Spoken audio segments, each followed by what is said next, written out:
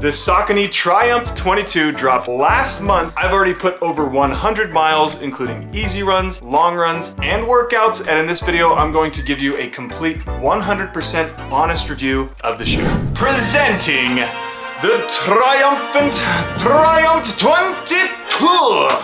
I have no idea what accent, where'd my hat go?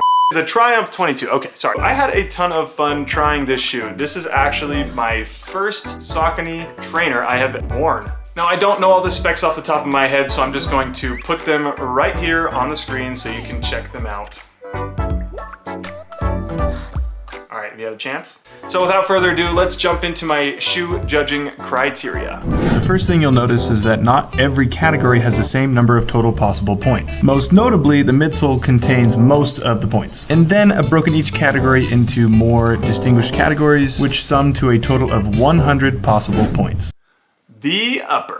In terms of comfort, this is a very comfortable shoe. I gave it nearly full points. The only reason I didn't give it full points is its breathability isn't as good as maybe some other with a thinner material. This material in the whole upper is pretty thick and a little bit rigid, and that can be a negative for some people. But when it comes to the lockdown, I had no issues with it locking down my foot.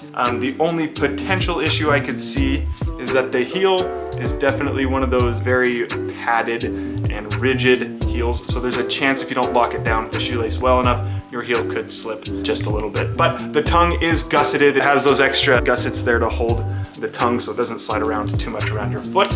I thought that it fits my foot quite well. Honestly, I don't have anything to complain about with the upper locking down my foot, giving me a comfortable ride, so it scores great points.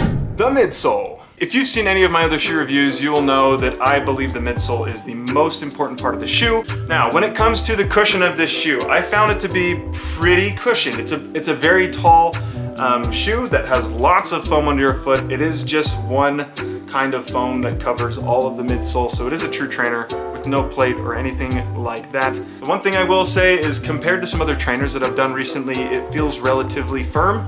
Not as soft, so I'm not gonna say that it's as cushioned as some of the other ones, but definitely still a pretty soft shoe. You can hopefully see in some of the slow-mo footage, it does compress a decent amount. In terms of response, not a lot of response from this shoe. It's a true trainer, okay? You can see a little bit of squish and bounce to it, but it's not as good as many of the other trainers that I've had. Not a shoe that I thought was that good in workouts. So for the record, I did run a fartlek on the treadmill in these shoes where I was able to run a 2 mile in 10 minutes, a mile in about 4:55, and then down some quicker paces. And the biggest thing I will say is these feel clunky. Yeah, they're best for easy runs. It didn't feel that great running fast. That being said, I was able to do it.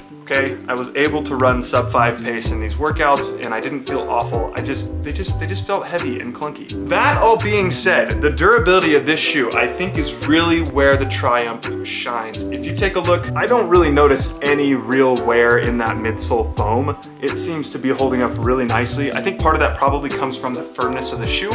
You kind of have to break it in and it's gonna take a while for this to deteriorate. I'm struggling to see really any difference in the performance or midsole of the shoe. I imagine that this is going to last at least 500 miles. I mean, I could see this being a real workhorse in terms of just getting all the mileage you need. The Outsole. In terms of traction, it is one of the better trainers that I've seen for traction. You can kind of see it has pretty good definition in the tread, and that kind of runs the length of the whole shoe. And you can tell also after 100 miles, I don't see a whole lot of wear. I tend to plant my foot right here on the outside base of the shoe. That's where it's the most worn down, but even then it's not too bad. It looks like it's still got several hundred miles left of wear before I wear through to the foam. Pretty good traction and durability, gave it full score. The outsole honestly is not gonna be an issue for you with this shoe. The whole shoe.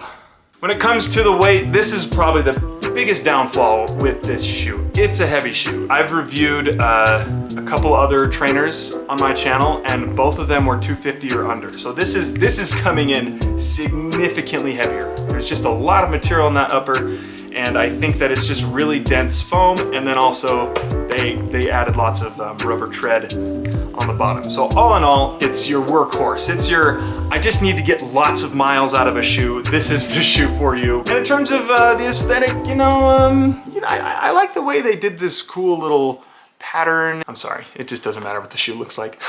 Let me give you some final thoughts about this shoe and if you should buy it before I jump into the final score. Overall, this shoe is a very solid trainer. It feels pretty good cushion under your feet. You're gonna be able to get lots of miles because the durability of this thing is outstanding. That being said, it is on the heavier side, so it's tough to run faster paces in them at all, really. Also, this shoe comes in at $160, so it is on that higher side for a trainer. What I will say is, even though it's on the more expensive side, I do believe that this shoe is going to get you many more miles before it really breaks down than lots of the other shoes on the market. Some of those extra responsive shoes that are good hybrid between speed and durability, they're actually just not going to last as many miles. You know, dollar spent per mile run, this might be one of the more economic choices. So, if you total all of the points that I scored on this shoe, it scores a grand total of 77 points. That's a pretty solid score. I mean, I've seen higher on my scoring system. It's a decent shoe. It's your workhorse. I hope this helps you make your decision on if you want to buy these shoes. Thanks so much for watching, and I'll catch you in the next one.